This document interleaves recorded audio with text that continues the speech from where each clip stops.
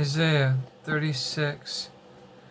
In the 14th year of King Hezekiah's reign, Sennacherib, king of Syria, attacked all the fortified cities of Judah and captured them. Then the king of Assyria sent his field commander with a large army from Lachish to King Hezekiah at Jerusalem.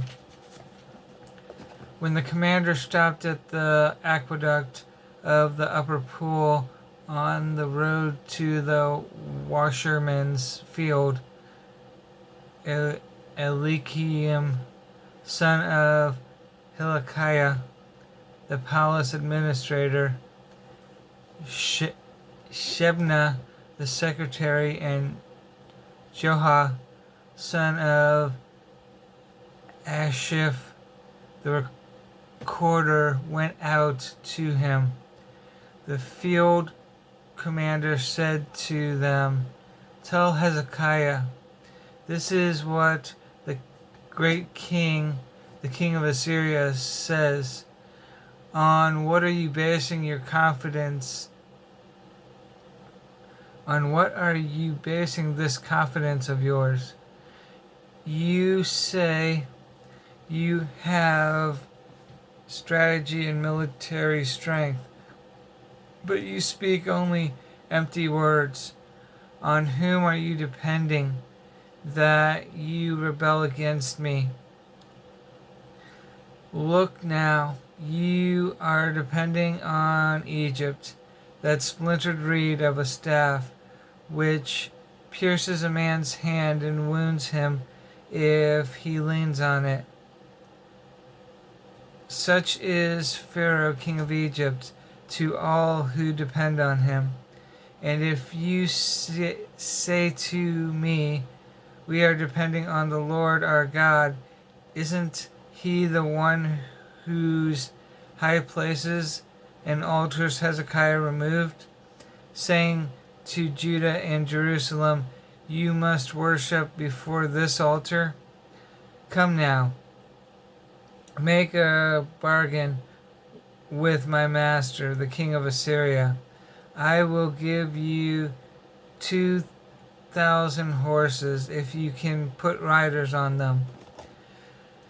How then can you repulse one officer of the least of my master's officials, even though you are depending on Egypt for chariots and horsemen? Therefore have I come to attack and destroy this land without the Lord? The Lord himself told me to march against this country and destroy it." Then Eliakim, Shebna, and Joah said to the field commanders, "Please speak to your servants in Aramaic, since we understand it. Don't speak to us in Hebrew in the hearing of the people on the wall." But the commander replied, Was it only to your master that you Was it only to your master and you that my master sent me to say these things, and not to the men sitting on the wall, who, like you, will have to eat their own filth and drink their own urine? Then the commander stood and called out in Hebrew, "Hear the words of the great king, the king of Assyria. This is what the king says. Do not let Hezekiah deceive you. He cannot deliver you. Do not let Hezekiah persuade you to trust in the Lord when he says, 'The Lord will surely deliver you. This city will not be given into the hands of the king of Assyria. Do not listen to Hezekiah. This is what the king of Assyria says: Make peace with me and come out to me. Then every one of you will eat from his own vineyard and fig tree and drink water from his own cistern until I come and take you to a land like your own, a land of grain and new wine, a land of bread and vineyards. Do not let Hezekiah mislead you when he says, The Lord will deliver us. Has the God of any nation ever delivered his